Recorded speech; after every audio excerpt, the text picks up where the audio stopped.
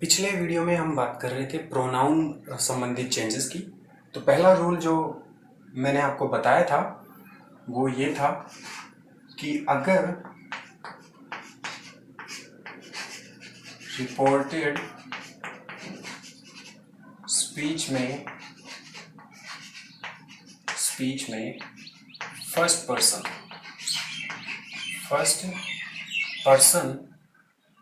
हो तो वह रिपोर्टिंग वर्ब के सब्जेक्ट के अनुसार बदलता है।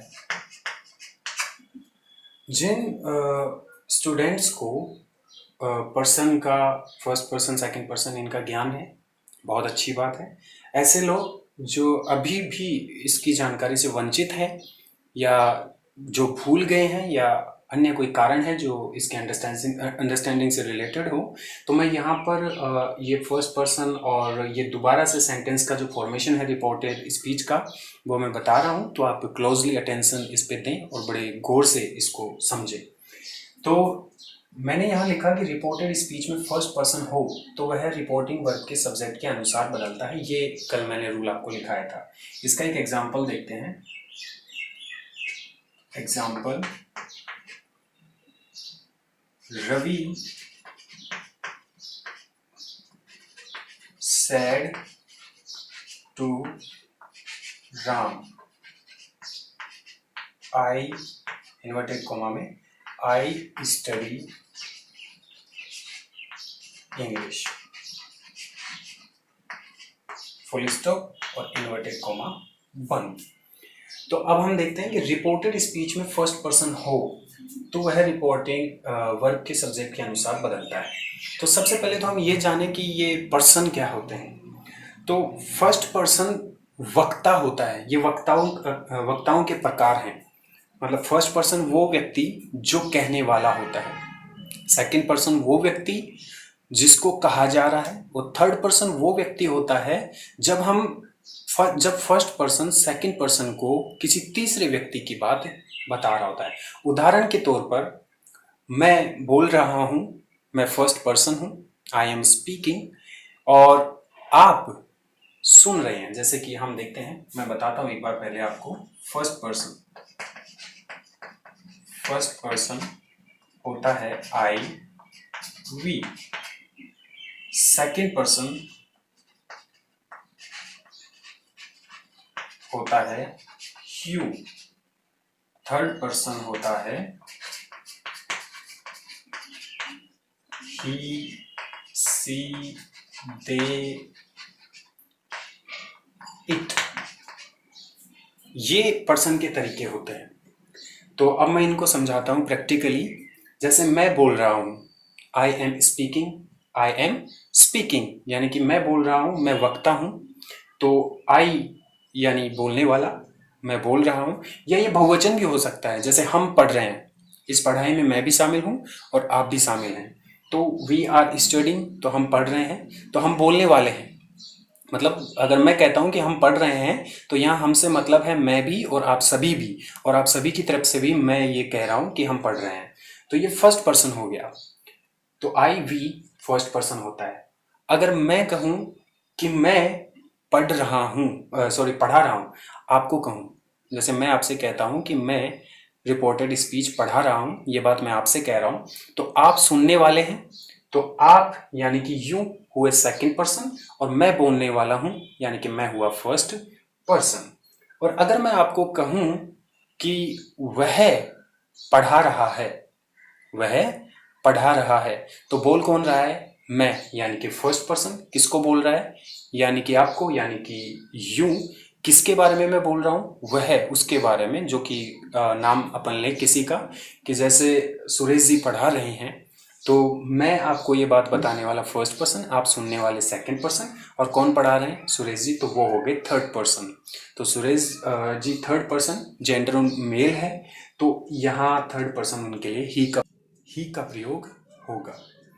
तो अब इसको हम ये चीज़ें आपने समझ ली होंगी। अगर आपको ये नहीं पता है तो आप इसे नोट कर सकते हैं। पता है तो कोई बात नहीं, ये बहुत ही छोटी चीज़ थी जो स्टार्टिंग में ही आपको बता दी जाती है, क्लास थर्ड सेकंड फोर्थ में ही। तो देखिए, अगर रिपोर्टेड स्पीच में फर्स्ट पर्सन हो तो रिपोर्टेड स्पीच कौन सी होती है? मैंने आपसे कहा था कल कि ये वाला पार्ट जो है वो कहलाता है रिपोर्टिंग वर्ब, ये वाला पार्ट कहलाता है रिपोर्टेड क्लोज या रिपोर्टेड स्पीच कह सकते हैं आप। रिपोर्टेड स्पीच या रिपोर्टेड क्लोज या रिपोर्टेड पार्ट, जो भी आप कहना चाहें। तो इसमें कह रखा है कि अगर रिपोर्टेड स्पीच में फर्स्ट पर्सन हो तो देखिए, रिपोर्टेड स्पीच में फर्स्ट पर्सन, तो फर्स्ट पर्सन मैंने आपसे क्या बताया, अभी क्या बताया आपको, आई और वी होता है फर्स्ट पर्सन। तो यहाँ पे देखिए आई है, यानी कि फर्स्ट पर्सन मौजूद है। अच्छा, आई ही फर्स्ट पर्सन नहीं है, बल्कि आई से जुड़े हुए जो भी वर्ड हैं वो फर्स्ट पर्सन की कैटेगरी में ही आते हैं, हालांकि उनके केस अलग अलग होते हैं। जैसे कि कल मैंने आपको टेबल लिखाई थी, आई, माई, मी और यू, योर, यू, तो वो सारे जो हैं, तो यू वाला पार्ट सेकंड पर्सन है, आई वाला पार्ट फर्स्ट पर्सन है, वी वाला पार्ट फर्स्ट पर्सन है। आई वी फर्स्ट पर्सन है, यू सेकंड है, बाकी सब थर्ड है। तो आप ये नहीं कह सकते कि केवल आई ही फर्स्ट पर्सन है या केवल वी ही फर्स्ट पर्सन है। आई और वी जब हम लिखते हैं फर्स्ट पर्सन में, कि फर्स्ट पर्सन मैंने आपको बताया आई वी है, तो इससे मतलब ये हो गया कि इस इनसे रिलेटेड जो भी इनके फॉर्म है, जैसे कि सब्जेक्टिव केस आई और ऑब्जेक्टिव माई, सॉरी पॉजेसिव माई और मी ऑब्जेक्टिव, तो आई माई मी ये योर एक रिफ्लेक्सिव होता है जो होता है माई सेल्फ, यानी कि मुझे स्वयं को। तो ये सारे जो फर्स्ट पर्सन के ही कैटेगरी में आते हैं, हालांकि इनका केस जो है वो डिफरेंट होता है। सब्जेक्टिव सब्जेक्ट के रूप में, सब्जेक्टिव सब्जेक्ट के रूप में, माई पजेसिव यानी कि पजेशन दिखाने के रूप में, रिलेशन वगैरह या संबंध दर्शाने के लिए, मी मुझे एक ऑब्जेक्ट के रूप में, माई सेल्फ रिफ्लेक्सिव प्रतिबिंबित करने वाले तरीके के रूप में। तो यही वी के साथ है, वी, ओवर, अस और सेल्वेज। तो ऐसे ही पे, सी पे, सब पे ये बात लागू होती है, उनके सभी फॉर्म उसी कैटेगरी में पड़ेंगी जिस कैटेगरी में वो खुद आते हैं। फॉर एग्जांपल थर्ड पर्सन के सभी फॉर्म थर्ड पर्सन वाली कैटेगरी में आएंगे, बस उनका केस डिफरेंट होता है, जो मैंने कल आपको लिखा दिया था। तो यहाँ आई है, फर्स्ट पर्सन हो तो वह रिपोर्टिंग वर्ब के सब्जेक्ट के अनुसार बदलता है। तो यहाँ पे देखिए आई फर्स्ट पर्सन है, रिपोर्टिंग वर्ब में सब्जेक्ट क्या है, ये रहा हमारा सब्जेक्ट, ये वर्ब है और ये ऑब्जेक्ट है। तो सब्जेक्ट हमारा है रवि। अब रवि क्या है, हमें जेंडर का ध्यान रखना है, तो रवि एक मेल है यानी कि पुरुष है। और नंबर क्या है इसका, यानी कि नंबर से हमारा मतलब है सिंगुलर एक वचन या प्लूरल बहुवचन, तो नंबर है इसका सिंगुलर। अब मैंने कल आपको ये टेबल लिखाई थी, I, my, me, you, your, you, he, his और हिम। तो आप देखिए इनमें से पुरुष एक वचन कौन सा शब्द है, आई, मैं। तो आई तो स्त्री भी हो सकती है, आई पुरुष भी हो सकता है। यू यानी तुम, तो तुम एक लड़की भी हो सकती है और तुम एक लड़का भी हो सकता है। लेकिन ही यानी वह, और ये केवल पर्सन ही हो सकता है, मेल ही हो सकता है। तो मेल एक वचन दोनों ही इस शर्त को पूरा करता है। तो कहने का मतलब ही हमारा इस आई की जगह रिप्लेस होगा। तो ऐसे आपको ये टेबल बस याद करनी है, इसके अलावा आपको कोई दिक्कत नहीं आएगी। और अगर ये आपके याद नहीं है तो थोड़ा शुरू में ये हो सकता है आपको थोड़ा उलझा हुआ पजल करने वाला लगे, लेकिन once you get to this table आपको सब कुछ ये क्लियरली समझ में आने लगेगा। तो अब हम इस वाक्य को बनाकर देखते हैं एक बार। सबसे पहले रवि,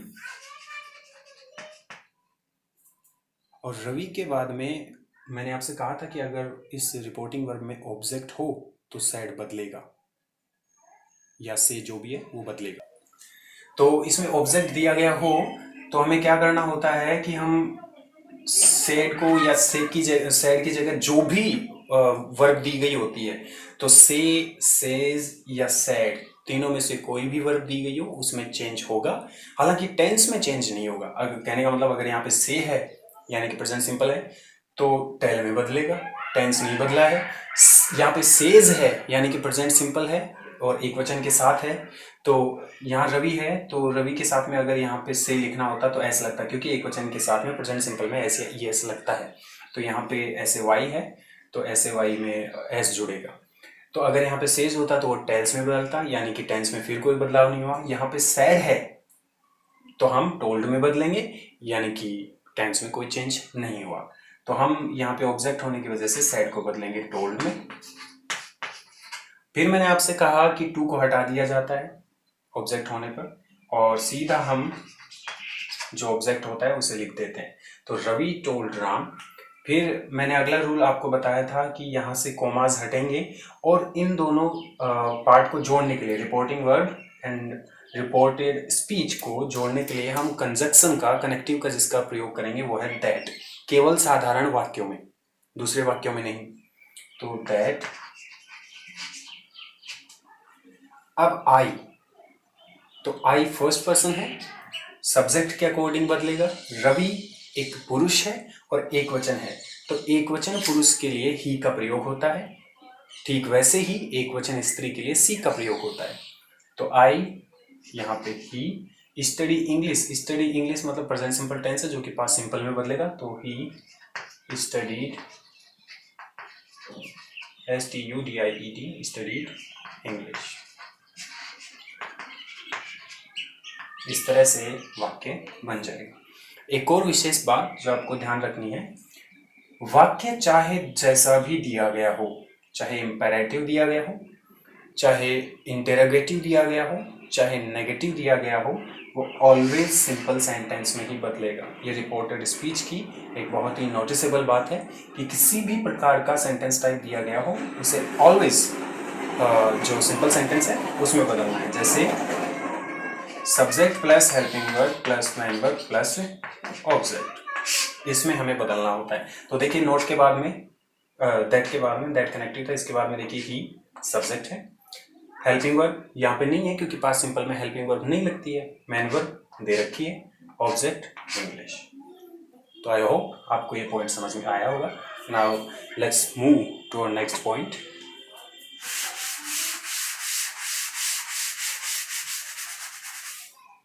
तो दूसरा पॉइंट ये है, अगर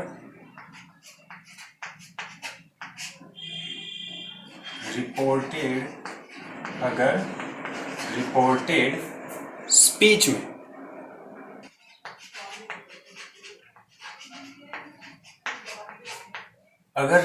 स्पीच में सेकंड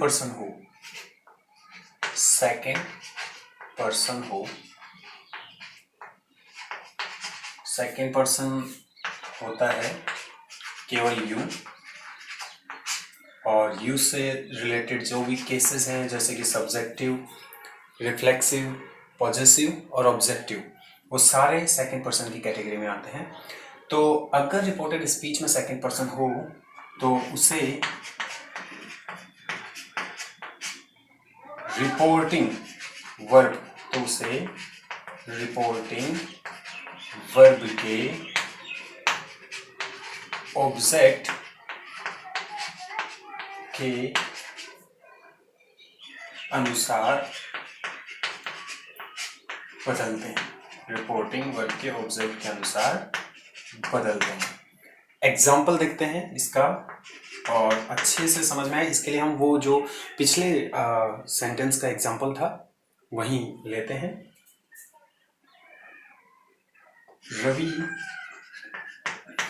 said to Ram,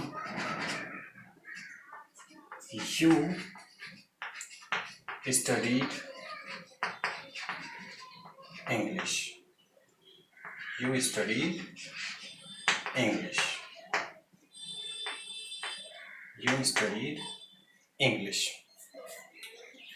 तो देखिए, Ravi said to Ram, object इसमें दिया है या नहीं दिया, तो हम सैड को बदलेंगे क्योंकि ऑब्जेक्ट है यहाँ पे।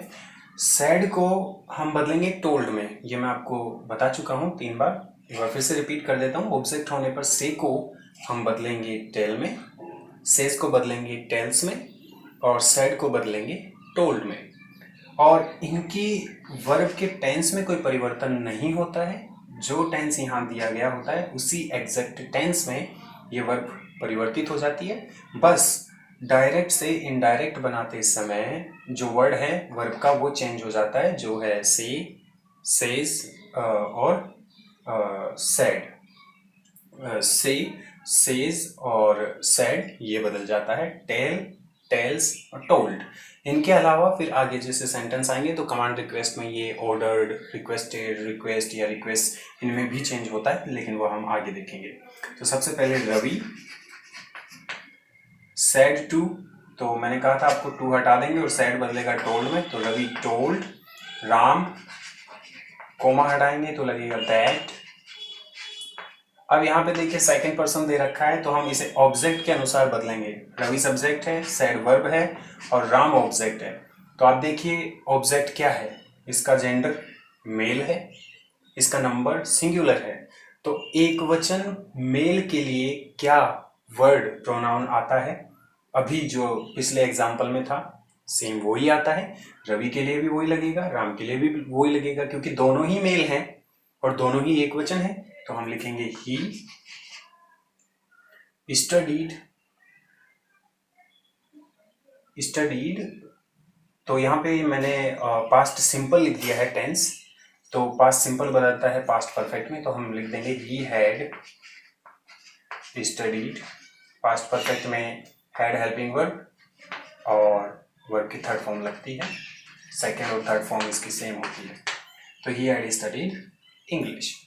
अच्छा, बहुत बार ऐसा होता है जब यहाँ प्रोनाउन में डिफरेंस करना मुश्किल हो जाता है कई बार, क्योंकि दोनों ही केसेस जैसे कि रवि और राम दोनों ही सेम जेंडर और सेम नंबर के हैं। तो ऐसे में हम क्या कर देते हैं कि ही, यहाँ पे हमारा ही से मतलब किससे है, तो यहाँ पर ये ही यूं किसके लिए आया था और किसके अकॉर्डिंग बदल रहा है, राम के अकॉर्डिंग। तो हम ही राम इसके आगे ब्रैकेट में लिख देते हैं क्लियर करने के लिए। तो इस प्रकार से ये चेंज होते हैं। नंबर 3, रिपोर्टेड स्पीच में थर्ड पर्सन जो कि होता है ही, सी, इट, दे होने पर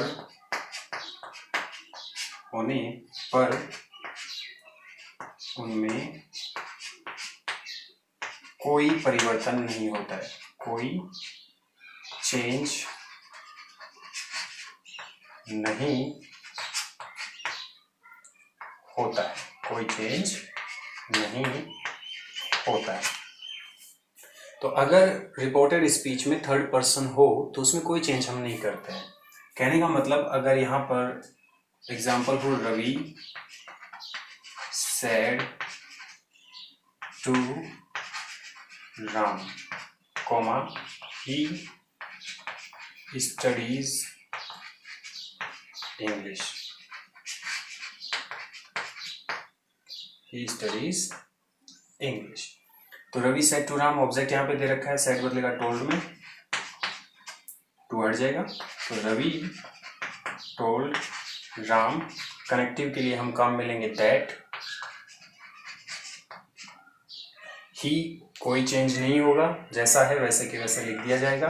ही स्टडीज प्रेजेंट सिंपल है तो ये बदलेगा पास्ट सिंपल में, ही स्टडीड इंग्लिश, ऐसे कैसे आ जाएगा, ही स्टडीड इंग्लिश।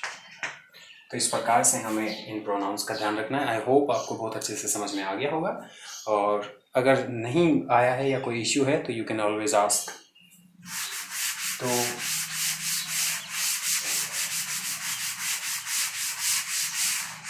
अब हम देखते हैं टेंस से रिलेटेड चेंजेस। हमने जो बेसिक इसके रूल्स थे वो जान लिए हैं। अब हम देखते हैं टेंस से संबंधित जो बदलाव है उन्हें, कि टेंस में कौन सा टेंस किस टेंस में परिवर्तित होता है। तो टेंस यानी काल, काल यानी समय से संबंधित परिवर्तन हम देखते हैं। अब टेंस में जो चेंजेस होते हैं उनके अलावा इसमें समय विशेष में भी बदलाव होते हैं। तो टेंस से पहले जो विशेष कोई समय दिया गया होता है उसमें होने वाले जो स्पेसिफिक चेंजेस हैं उनको हम एक बार देख लेते हैं और इन्हें आपको नोट कर लेना है। तो नाउ बदलता है देन में, THEN। नाउ बदलता है देन में, दिस, दैट में, these,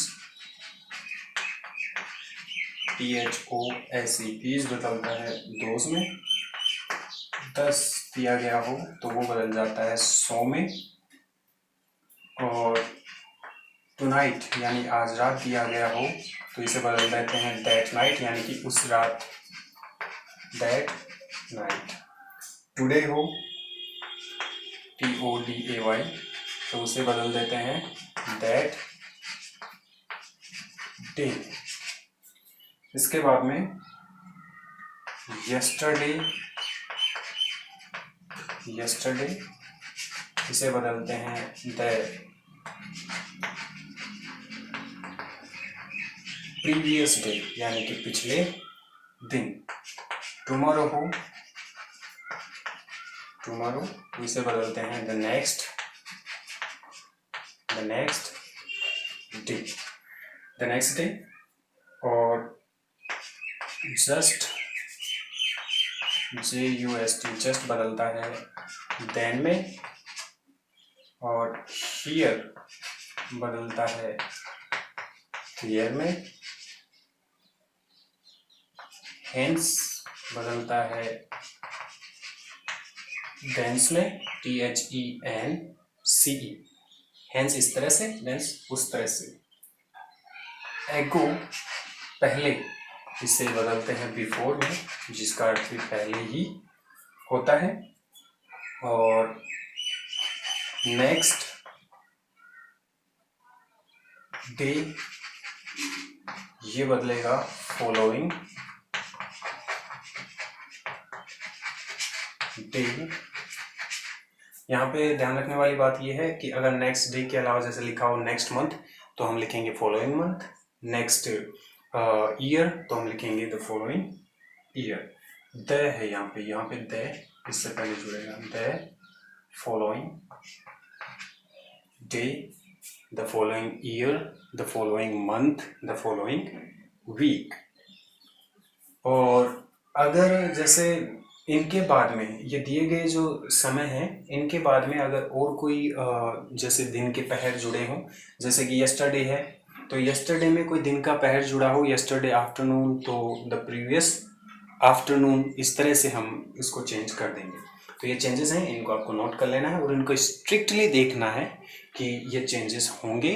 अगर ये रिपोर्टेड स्पीच में दिए गए हों, डायरेक्ट में ये दिया गया हो तो इनडायरेक्ट में ये बदलाव हो जाएंगे। तो इन्हें आपको नोट कर लेना है और अच्छे से याद कर लेना है। और साथ ही ध्यान रखना है ये चेंजेस केवल रिपोर्टेड स्पीच में होते हैं, पैसिव वॉइस में नहीं होते हैं। तो अब हम जो टेंसेस हैं उसके जो प्रॉपर चेंजेस हैं उनको देखते हैं।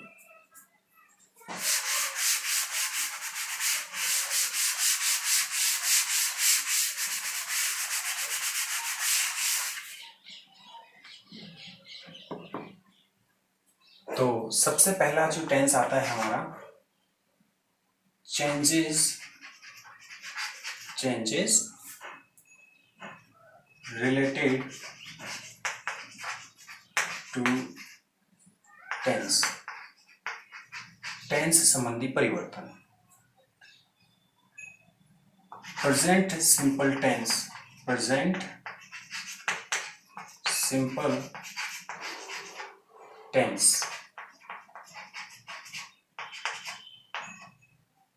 टेंस यानी डू, डज प्लस वर्ब की फर्स्ट फॉर्म या वर्ब की फर्स्ट फॉर्म प्लस एस या ईएस। इसका मतलब ये हो गया कि डू डज प्लस वर्ब की फर्स्ट फॉर्म, यानी कि अगर वाक्य नेगेटिव हो या इंट्रोगेटिव हो तो, और वर्ब की फर्स्ट फॉर्म प्लस एस या ईएस से मतलब है कि साधारण वाक्य है। हालांकि ये लिखने की आवश्यकता नहीं थी, क्योंकि अगर आपको मैं कहूँ प्रेजेंट सिंपल टेंस तो आप जो प्रेजेंट सिंपल की सारी जो बातें हैं वो ऑलरेडी फिगर आउट कर लेंगे, लेकिन फिर भी वो लोग जो कंफ्यूज हो रहे हैं या जिनको टेंसेस से संबंधित कोई अभी भी परेशानी है कि प्रेजेंट सिंपल टेंस की हेल्पिंग वर्ब क्या होती है, कैसे पहचाने, तो डू डज प्लस वर्ब की फर्स्ट फॉर्म आई हो तो प्रेजेंट सिंपल टेंस है, या फिर वाक्य में केवल वर्ब की फर्स्ट फॉर्म हो, या फिर एस या एस वर्ब की फर्स्ट फॉर्म के बाद में लगा हो, तो समझ जाइए प्रेजेंट सिंपल टेंस है। को पास्ट सिंपल में बदलते हैं, को पास्ट सिंपल यानी कि वर्ब की सेकंड फॉर्म या डिड प्लस वर्ब की फर्स्ट फॉर्म में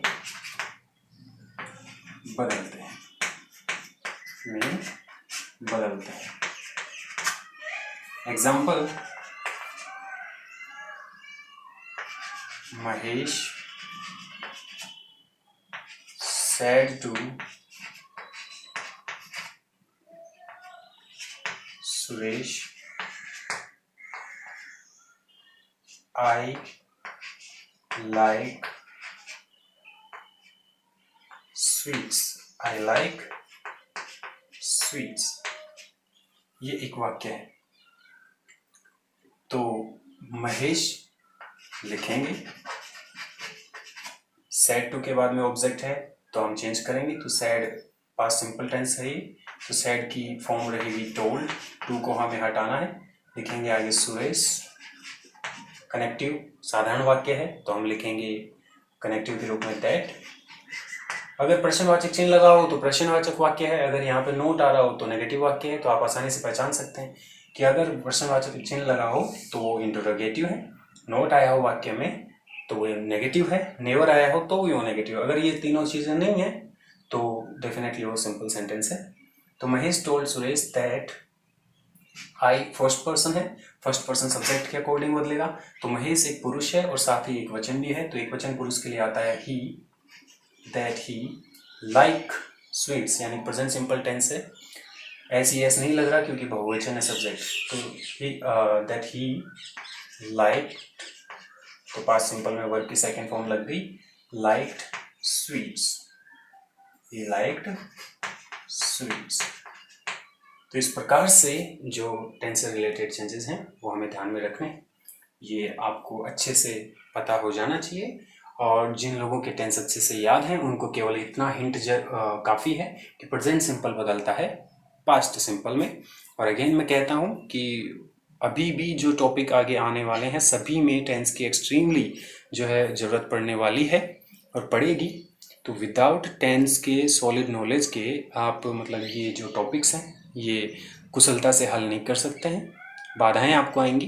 तो आप इसको सॉलिड तरीके से टेंसेस को प्रिपेयर कीजिए। वीडियो हमेशा ऑनलाइन है, अवेलेबल हैं, तो उनको आप देखिए अगर आपने सुधार नहीं किया है तो अब देखते हैं हम दूसरा type.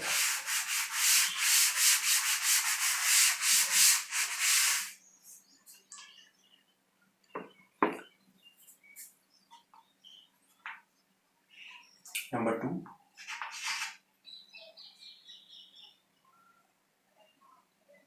Is, am, are plus verb की फर्स्ट फॉर्म, वर्ब की आईएनजी फॉर्म, आईएनजी होने पर तो आप पहचान गए होंगे कि ये कौन सा टेंस है। तो प्रेजेंट कंटिन्यूअस, तो प्रेजेंट कंटिन्यूअस टेंस होने पर जिसकी ये होती है हेल्पिंग वर्ब्स वगैरह, उसे पास्ट कंटिन्यूअस, पास्ट कॉन्टिन्यूस यानी वाज वर्ब प्लस वर्ब की ing फॉर्म में बदलते हैं, में बदल देते हैं। तो example, Sunita said to Vivek, I am cooking.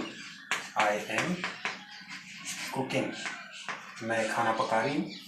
तो यहाँ पे देखिए Sunita said to Vivek object दिया गया है, तो हम लिखेंगे सुनीता said to बदलेगा told में, told ऑब्जेक्ट ऐसे कैसे लिखेंगे, विवेक वाक्य साधारण है तो कनेक्टिव लगाएंगे दैट, आई एक वचन है, फर्स्ट पर्सन है तो सब्जेक्ट के अकॉर्डिंग बदलेगा। तो यहाँ पे इस बार सब्जेक्ट जो है वो एक वचन तो है लेकिन पुरुष नहीं है, स्त्री है, तो एक वचन स्त्री के लिए आता है सी।